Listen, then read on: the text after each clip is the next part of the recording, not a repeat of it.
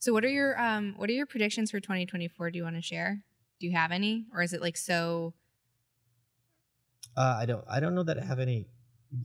I don't think I have any per se. No. I think things are just getting off the rails. We all knew it was going to get off the rails. Mm-hmm. I don't think there was this any much though. I think we haven't. I think it's going to get really crazy as we approach November, like crazy stuff. When are we going to drop this episode? Do you know?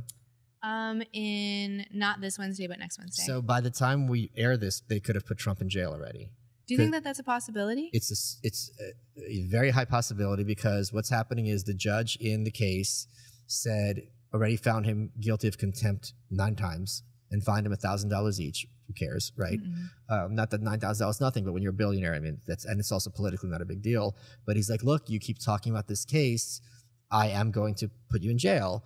And at the same time, you can understand from Trump's perspective, he's running for office. He feels the need to publicly defend himself. Mm-hmm. I don't blame him in the slightest. He's also very notoriously bad at keeping his big fat mouth shut.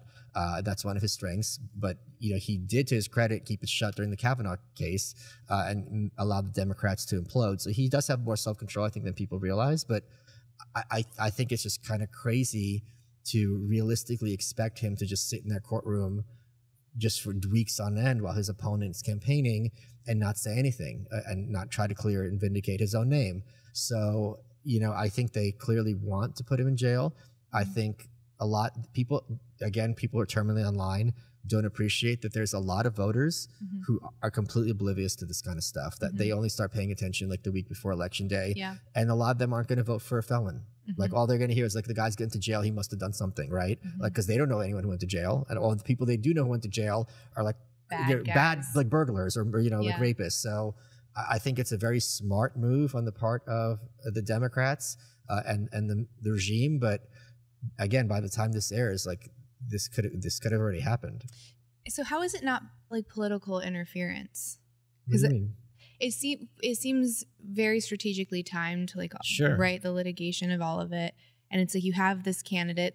They tried having him not on the ballot, which is crazy, before he even has a hearing. Why is it crazy? Because I think if you say that just because someone is accused of something that they're not allowed to run, that creates like a really dangerous space for the country, because how easy it But they're not. They don't care. They care about power. What are they? Do you not get that? No, and I would totally want to get into that with you, because I feel like you're brilliant when it comes to politics. This doesn't take any brilliance. If I'm in power, why would I accept any threats to my power? For sure, but we are supposed to be in a republic. Supposed to is a blue pill term. Mm-hmm. Supposed to is a meaningless term. What's like, a blue? Oh, yeah, blue, it's just taking things at the surface level. Mm-hmm. So supposed, just get that, you and everybody else. When someone says supposed to, it's just the kind of thing where when you call your credit card company and they say, stay on the line, your call is important to us, it's just like you're being fed by a robot, like a nonsense line, and you're just repeating it at surface. It's just crazy to me.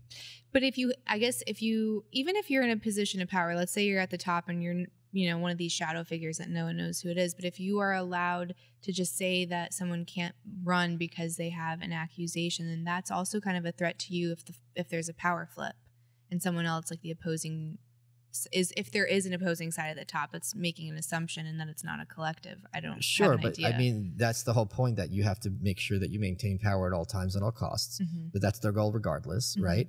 And that's also assuming that you have the symmetry in terms of what you can get away with. For example, Hillary Clinton used to very publicly be against gay marriage, right?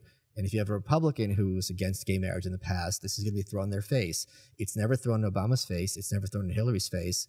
It's never thrown in the Cuomo brothers' face that their father ran for New York City mayor, I believe, or governor against Ed Koch. And they had a shadow campaign with the slogan was vote for Cuomo, not the homo. That's not thrown in their face at all. I didn't know that. Right. You would think that they would bring this up, right? But they don't, because there's an asymmetry in terms of how different parties are held account for certain different things. So again, I don't think here's the thing, here's how you know they're doing the right thing for them strategically. Not one of those Democrats who try to pull this move on Trump is going to have any consequences for what they did. Whereas if a Republican tried to do this with a Democrat, you don't know necessarily that would be the case, right? Mm-hmm.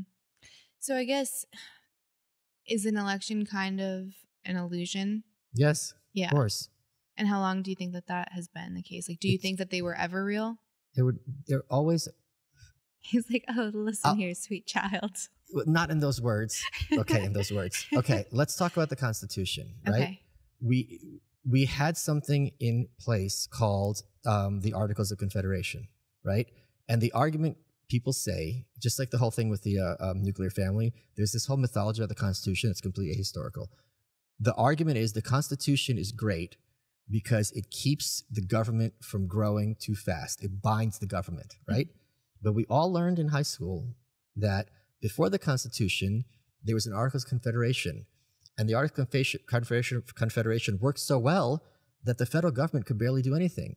So the Articles of Confederation worked like the Constitution is supposed to have worked. The Constitution, which has now given us the biggest government that's ever existed, right? So what happens is they have a Constitutional Convention in Philadelphia in secret. They're sworn to secrecy.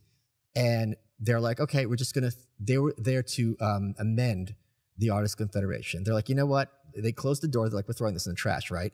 They have this new Constitution.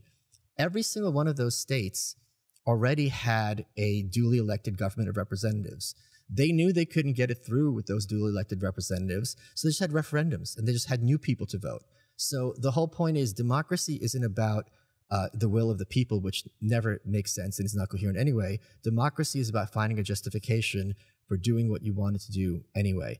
And you see this in Obamacare, for example. They passed it through both houses. Scott Brown won the election in Massachusetts to be a Republican senator, so they lost supermajority. So what the Democrats did is they took a previous bill, deleted all that had passed, deleted all the text, inserted the Obamacare text, and they're like, okay, this is now passed. So it's really kind of, you know, one of my heroes, H.L. Mencken, said democracy is the idea that people deserve to get what they want good and hard. So yeah, elections are very much an illusion because there's no even real mechanism that the guy who's in office is gonna do what you want. So there's no way. So when you have someone like Vivek that was running and he was talking about dismantling so many of these organizations, there wouldn't have been a way for that to happen? Well, there would have been a way, but first of all, I don't think there's any appetite in this country for that, or else other people be running for it, right? Yeah. Number one. Number two is the Republicans have been saying this for like close to a century. Not one federal department has been abolished at all. You had a Republican majority under President Trump for the first 2 years. They didn't even try. They didn't even try to cut $1 from the budget. So this is something that, and Ron DeSantis, who has a supermajority in Florida, after the budget has still gone up year after year. So it's a complete fallacy that when Republicans are in power, they're going to shrink the government or overturn what the Democrats had done previously. Yeah, we looked this up the other day. I was on Drinking Bros, and they were making the argument for whoever's going to have, who would you vote for? And the answer was whoever's going to have like the smallest government. And I said, well, has the government ever gotten smaller under Republican? And they go, that's a good question. Let's look it up. And there was one president that has ever happened to. One. Yeah. So no one's doing that. And that's kind of mind blowing because so many people on the right, it's small government, right? Power to the people, but you're not seeing that in application. So is there a way? So I agree there's no appetite for it. Otherwise more people would be doing it and be much more popular. But is it too disruptive to talk about a third party or an independent party? Or is that like that's dead in the water? It's not going to happen. Canada has 5 parties. Great Britain has 5 parties. Sweden has 9 parties. Czech Republic has like 8 parties in parliament. It doesn't solve anything. So, I mean, this is nonsense. Here's the thing. First of all, people need to get this through their heads that despite this kind of like conservative propaganda, this is not a country where a majority of people want freedom. Okay? We saw this during COVID. If this was a country where people had freedom as their highest value, even like a significant block of the population, they could not have gotten away with half of the bullshit that they got away with, regardless of whether you think it was appropriate or not. So if there are people out there who are so quote unquote crazy that they don't care if other people get sick, my freedom comes first. If there's enough of them, politicians would have no choice to follow suit, right? And there was none of that. So it's so this kind of belief in this system that like we're just going to have to vote harder or vote for this third party, that third party is never going to get enough of a vote to make the difference because, again, first of all, the population doesn't have enough that is an interest, but also the politicians have as we talked about earlier, have virtually no interest in decreasing their power. Because also it's harder for them to get reelected, because what are they going to say? Now I have less money to return to bases in this district and help you out. So it's really kind of a system that is designed to only go in one direction. Yeah, so libertarianism is just...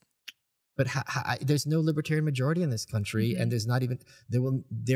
even if there were, there's so many roadblocks to make sure that can't really be effectively implemented. And the same with the independent party. So because RFK is polling high, but I still think...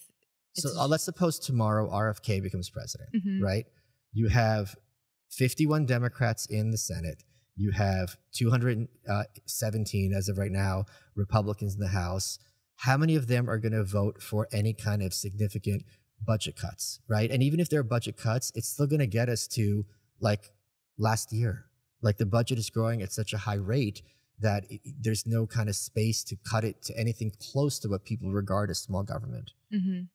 So you talk about national divorce. You coined that, correct? No, I don't think I coined it, but I started the whole conversation, with that article. Okay, so we, if we were to do that, is it kind of like Europe? We look like Europe. Each state kind of has all of its own rights. It's like the ultimate state's rights, and there is no... Well, Europe is moving in the other direction. They all share currency, so you certainly wouldn't you need shared currency or no? No, it's a divorce. How would you have shared currency? Kind of like how you still have the borders. So you have like, how you would have Spain, England, France, etc. But they don't have borders. They have the Schengen Agreement, which means I can go from Spain to France without having to show my passport. Oh, that's like once true. you're in there, you have free motion. So yeah, there's like once Texas becomes independent again, you're not coming here from California. It's not happening. So do you think that's the first step? Is that Texas secedes, and then everyone else is like, oh, this is a possibility? I don't know what would be what would pop it off. It's the kind of thing where you don't see it coming ahead of time. Yeah. So I don't know what that would look like, but I do think it was the kind of thing that would escalate very quickly. So, but the thing is, it's not gonna happen this year, because everyone in politics now sees it's as good as versus evil. So we have to beat the other guy. So everyone's really committed to this election. So I think the talk of national divorce will only bubble up again come after November. Because right now, like literally 90% of people, or 100% of people that care about who are like political animals, like we can't let this other guy win. Because the world will end. Yeah, the world will end. Yeah. Same trope. Yeah. So if you were to redo a constitution, I guess the question is, would you pick one and just kind of make edits, or you're starting over entirely? I guess the Constitution, making a document to run a sovereign country. No document can bind the hands of lawyers. The lawyer's entire job is to say, you see here it says no law shall be made. Well, they don't even mean low law. They mean no law of this kind. Like we're told explicitly that the most important kind of speech under the First Amendment to be protected is political speech. Yet that was the first kind of speech that was made a felony under John Adams, our second president. The ink under the Constitution wasn't even dry, and they were locking up journalists for criticizing the government. So that's another kind of, ahistorical myth that like the First Amendment is primarily about free speach. There's no asterisk. It says free speech, shall not be abridged. But you have 200 years of people being like, well, you can't mail novels that are obscene. It just in complete contravention of the First Amendment. So there's nothing you can put in writing that's going to bind the power of a class of people who are intent on furthering their power, because they're the ones who would be binding themselves. So then what maintains peace and a cohesive community? Guns and a culture of people who are interested in being strong assets to their communities. And I think you see a lot of that to some extent in America in different pockets.